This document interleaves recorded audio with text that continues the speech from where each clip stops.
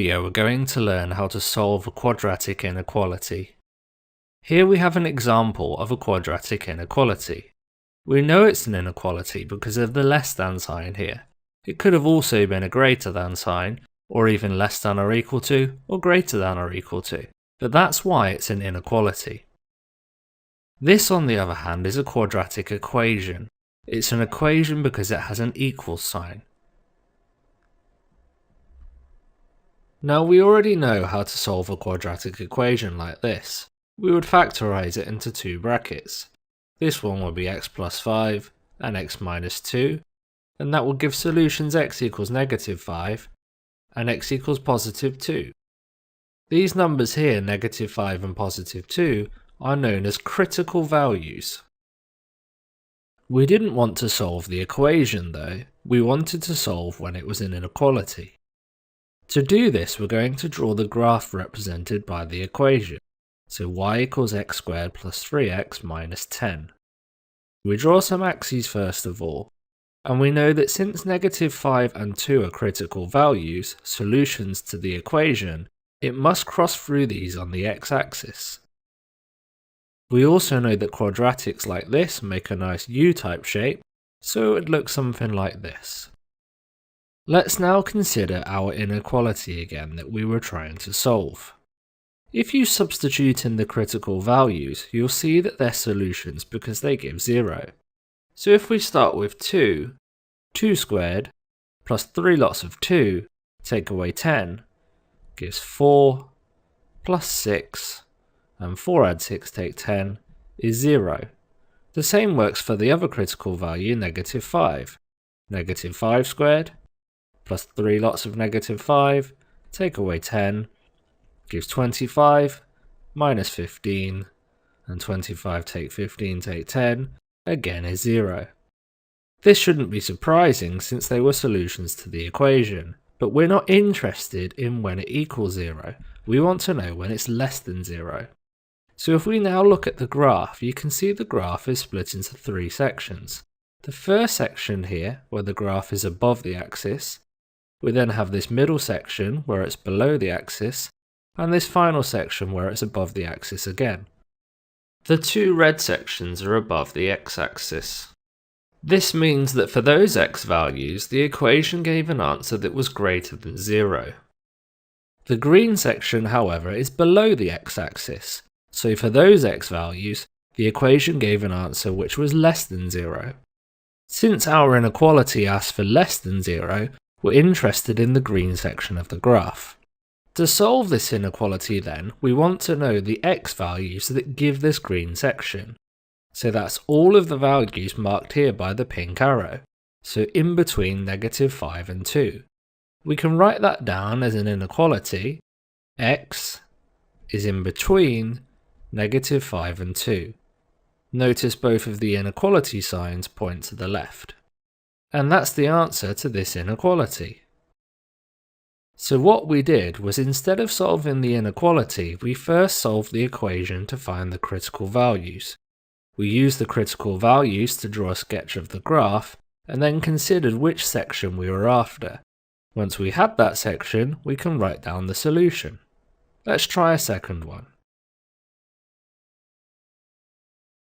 For this example, we have a greater than sign, but we'll still begin in the same way. We'll solve the equation instead. To solve this equation, we can factorize. The brackets this time would be x plus 3 and x minus 6, which gives solutions x equals negative 3 and x equals 6. Remember, these are our critical values. So when we come to draw the graph, we know the graph will go through those critical values, so it must cross at negative 3 and it must cross at 6. And again, this is a positive x squared, so it'll make a U-type shape, something like this. We can now look back to the question. X squared minus 3x minus 18 is greater than 0. Notice this time it's a greater than sign. This means the section of the graph we're interested in is now above the x-axis. So the section we want to look at is this section, since it's greater than 0. We then want to write down the corresponding x values that give us this section of the graph. This is now in two distinct parts. We have the part that is less than 3 here, and the part that is greater than 6 here. We can write these down as two separate inequalities. X is less than -3, or we have x is greater than 6. When we solve a quadratic equation, we're used to writing the word "and" in between because they're both acceptable solutions. This time we're going to write "or" since you can't have a number that's less than -3 and also greater than 6. So when you have inequalities like this, we write an "or" instead. In this final example, there are two extra differences. Firstly, the symbol is now a greater than or equal to. This isn't going to change our approach, we just need to remember to write the extra little line. This will be the same if it was less than or equal to. The second though will change. We have 3x minus 2 on the right hand side, where we're used to having 0, so we need to eliminate those terms before we begin. To do this, we will subtract 3x and add 2 to the right hand side, and then do the same to the left hand side. On the right hand side this gives 0, since 3x take away 3x is 0, and -2 add 2 is 0. On the left hand side, the x squared will remain unchanged, but then -3x take away another 3x gives -6x, and 3 add 2 gives 5. This inequality is now in the correct form. We can then look at solving the equation. So to factorise this one, you'd get x minus 1, x minus 5, giving critical values, x equals 1, and x equals 5. These critical values can then be plotted. Ordinarily at this point we would draw the graph, and you can still do that. You'll still get to the solution, but I want to show you another method that some people prefer. This method is case analysis. Instead of drawing the graph, we'll draw out just the x-axis, and we'll plot on the critical values, x is 1 and x is 5. These critical values split the x-axis into 3 distinct sections. The first section here on the left is when x is less than or equal to 1. The next section in the middle is when x is in between 1 and 5, and the final section is when x is greater than or equal to 5. Notice I've used less than or equal to's and greater than or equal to's due to the symbol in the question. I would next write down the inequality we're trying to solve, and we'll go through each of these sections one at a time, checking if they're valid. So we'll start with the section on the left, x is less than or equal to 1. We need to select a number from this section, substitute it into the inequality, and check if it works. I'm going to pick 0 since that's an easy number to deal with. So if I substitute 0 in for x, I get 0 squared minus 6 lots of 0 plus 5. 0 squared is just 0, so that will disappear. -6 times 0, that disappears too, so I'm just left with 5. And 5 is greater than or equal to 0. So this one works.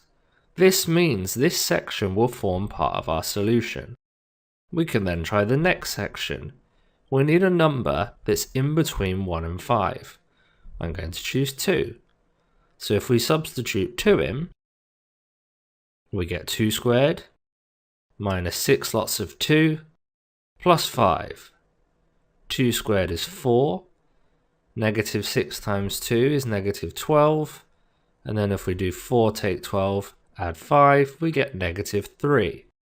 Now is that greater than or equal to 0? No. So this section will not form part of our answer. We move on to the final section. X is greater than or equal to 5. I'm going to pick the number 6. So we do 6 squared. Take away 6 times 6 plus 5. 6 squared is 36. -6 times 6 is -36, so the 36's will cancel, so again we're just left with 5. Is 5 greater than or equal to 0? Yes, so this forms part of our solution. What you now do is take any of the sections that have a tick on them and write them down as part of your solution. Remember, when we have more than one inequality, we'll use the word OR.